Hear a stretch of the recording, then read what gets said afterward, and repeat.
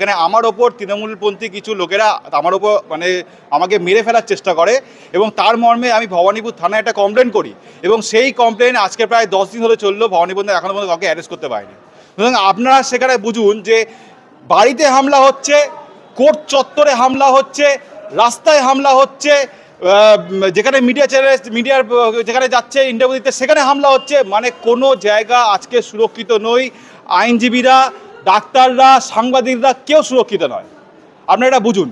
আপনাদের চ্যানেলের মাধ্যমে আজকে আমি এটা বলতে চাইছি যে মহামান্য সুপ্রিম কোর্ট এবং মহামান্য হাইকোর্ট স্বতঃপ্রণোদিতভাবে একটা মামলা করুক, যেখানে আমাদের আইনজীবীদের অ্যাডভোকেটস অ্যাক্ট 1961-এর মাধ্যমে একটা প্রোটেকশনের কথা বলা হয়েছিল, যেটা পার্লামেন্টে একটা বিল পাস করা হওয়ার কথা বলা হয়েছিল, যেখানে কোনো আইনজীবীর ওপর অত্যাচার হলে বা তার গায়ে হাত তুললে তাহলে তার 5 বছরের জেল এবং 10 লাখ টাকা জরিমানা। সেই জিনিসটা সুপ্রিম কোর্ট এবং হাইকোর্ট স্বতঃপ্রণোদিতভাবে এটা কার্যকর করার চেষ্টা করুক এবং সেটাকে করুক আমি বলবো। কারণ আজকে পশ্চিমবঙ্গে মানুষের এখানে কোনো সাংবিধানিক অধিকার নেই। সে আইনজীবী হতে পারে, সে ডাক্তার হতে পারে, সে সাংবাদিক হতে পারে, সে যে কোনো প্রফেশনের মানুষ হতে পারে। আপনারা সেটা দেখুন। আমরা একজন কোর্ট অফিসার এবং কোর্ট অফিসার, আমরা হাইকোর্টে মামলা করি, আমরা সুপ্রিম কোর্টে মামলা করি। আমরা যদি কোর্টের মধ্যেই নিজেরা আক্রান্ত হই তাহলে মানুষের হয়ে আমরা কী লড়াই করব?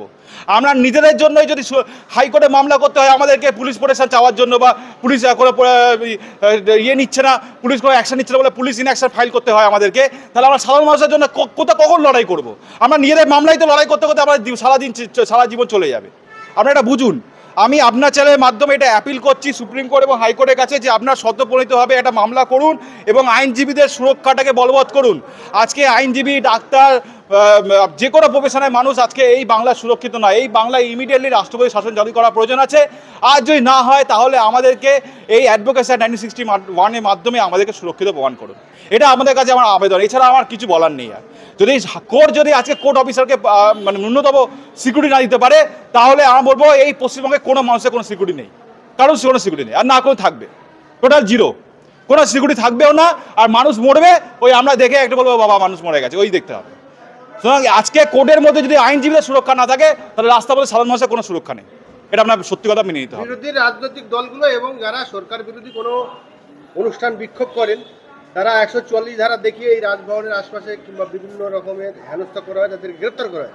কিন্তু আমরা দেখলাম যে অভিষেক বন্দ্যোপাধ্যায় নাচাগানা করলো রাজভবনের সামনে, আর কালকে এই শুক্রবারে 25শে এপ্রিল দেখলাম যে সেখানে প্রশাসনের মানুষরা তেরপল বিছিয়ে দিচ্ছে যারা এসেছিল আইনজীবীদের নিগ্রহ করার জন্য। এদেরকে কারা পাঠিয়েছে বলে আপনার ধারণা? কুণাল ঘোষ, আমি বলেছিল কুণাল ঘোষ, হুমায়ুন কবির, এরা দুজনই মিলেই আজকে আইনজীবীদের, সে যে কোনো আইনজীবী হোক তার উপরে অত্যাচার করা। মানে এরা ভাবুন মানে কোন জায়গায় পৌঁছে গেছে। এদের মধ্যে ন্যূনতম ভয়টুকু নেই যে আইনজীবীদের গায়ে হাত তুললে যে আমাদের কী পরিণতি হতে পারে। সাংবাদিক যে সংবিধানের 4র্থ স্তম্ভ তার গায়ে হাত তুললে যে আমার কি হতে পারে, এইটুখানি ভয় তাদের মধ্যে নেই। তারা ফিরোসাস হয়ে গেছে, তারা নিজেকে সর্বা মনে করছে। তারা মনে করছে আমরা যা ভাবো সেটাই সঠিক, আমরা যার গায়ে তাকে মেরে দিতে পারি, যাকে ইচ্ছা তাকে খুন করে দিতে পারি।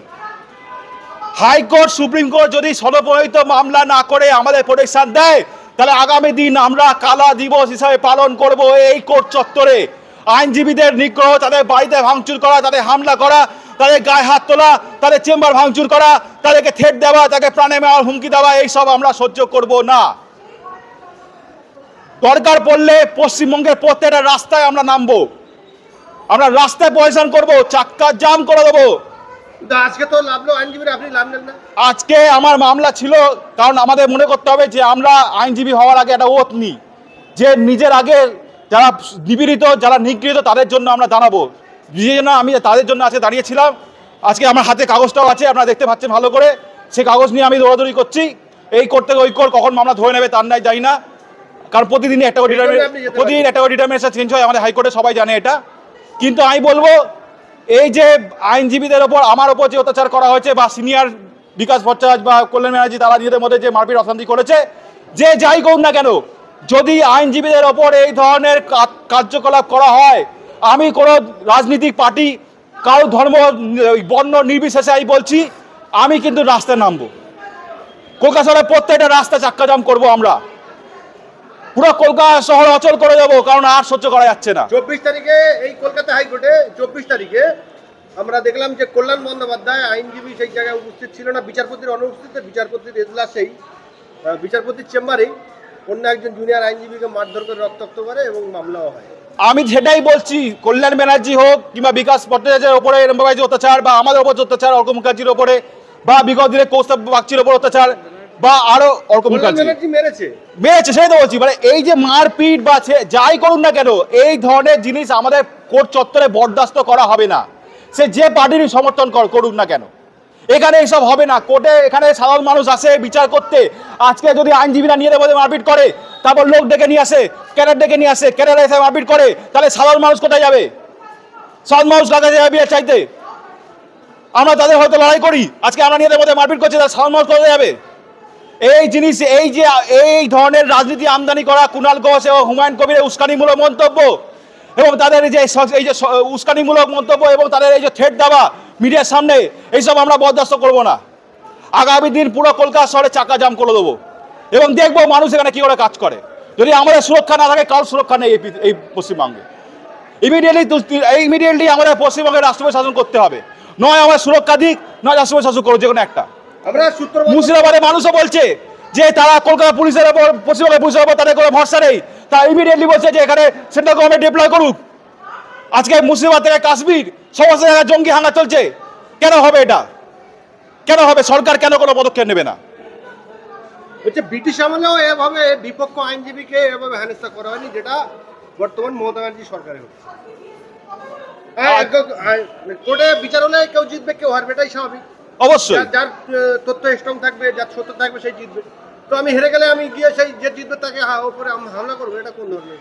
কেন হবে? আজকে কেন প্রশাসনের গাফিলতির জন্য এই ধরনের কাণ্ড করা হচ্ছে? কেন হবে? কুণাল ঘোষ বলছে হাইকোর্টে যাবো। কেন হাইকোর্ট ও কিছু মানে না, ও হাইকোর্ট সুপ্রিম কিছু মানে না, ওর যেখানে ইচ্ছা হয় সেখানে জায়গা থেকে মারতে শুরু করে দেয়। কেন ভাই? কেন এত রাগ কেন ভাই? হ্যাঁ, আজকে বলে দিচ্ছি আমি, যদি এই সুপ্রিম কোর্ট এবং হাইকোর্ট আমাদের আইনজীবীদের সুরক্ষার্থে স্বতঃপ্রণোদিত মামলা না করে, আগামী দিন আমরা কিন্তু চাক্কা জাম করে দেবো। পুরো পশ্চিমবঙ্গ, কলকাতা শহর বন্ধ হয়ে যাবে, বাংলা বন্ধ হবে। অনেকদিন বাংলা বন্ধ হয়নি, বাংলা বন্ধ হয়। কুণাল ঘোষ, হুমায়ুন কবির এই যে উস্কানিমূলক মন্তব্য করে, এই মানুষকে উস্কে দেয়, তাদের বাড়ি আমরা কিন্তু ঘেরাও করব। আমরা সেরকম হলে নবান্ন ঘেরাও করব, লালবাজার ঘেরাও করব, প্রত্যেক থানা ঘেরাও করব, সমস্ত থানা ঘেরাও করব। আমি বলে দিলাম, এই জিনিস আমরা মানবো না। 25শে এপ্রিল আমরা মিডিয়া এবং সোশ্যাল মিডিয়ার মাধ্যমে দেখলাম যে কলকাতা হাইকোর্টে 144 ধারার মধ্যে বেশ কিছু মানুষ এসে সিনিয়র আইনজীবীদের চেম্বারের সামনে বসে যায় এবং তাদের নিগ্রহ করে। একবার কি বলবেন?